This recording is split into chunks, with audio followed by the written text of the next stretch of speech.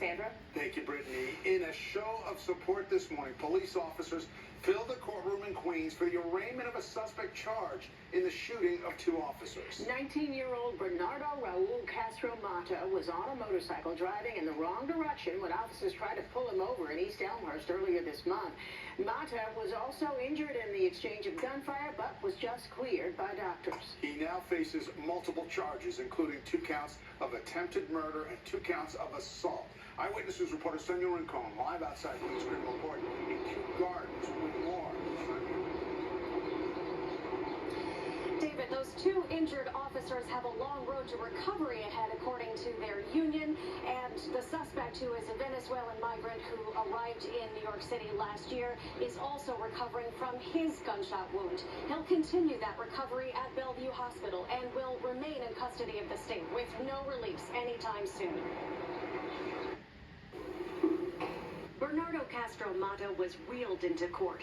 Barely looking his age, the 19-year-old Venezuelan migrant entered a not guilty plea to 2 counts of attempted murder and other charges in the violent confrontation June 3rd with 3 officers. While 3 officers tried to make the arrest, 2 were shot. They didn't know he was armed. They saw him going the wrong way on an unregistered motorcycle on Ditmars Boulevard in East Elmhurst and riding on the sidewalk where there were pedestrians. Queens DA Melinda Katz says it was an attempt at a traffic stop, but the teen hopped off and ran, leading them on a chase for several blocks. One of the officers got into a car and chased. One of the officers ran after him and chased.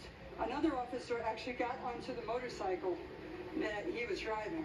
They caught up with him, and as he allegedly resisted arrest, authorities say he pulled a gun out of a bag and fired in the struggle, hitting one officer in the leg and the other right in his bulletproof vest. They fired back, shooting him in the ankle. Today in court, dozens of fellow officers and their union president were there to show support and commended the 2 cops, whose recovery continues.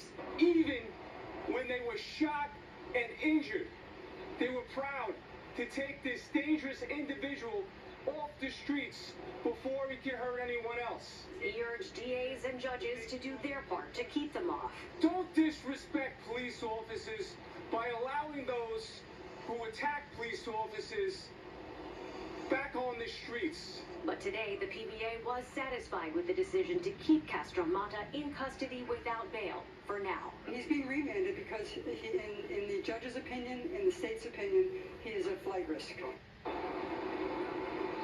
Castro Mata isn't just remaining in custody, he's in protective custody. According to court documents, he allegedly talked about being a member of the Venezuelan Tren de Aragua gang and how the gun he had was smuggled, and he named names.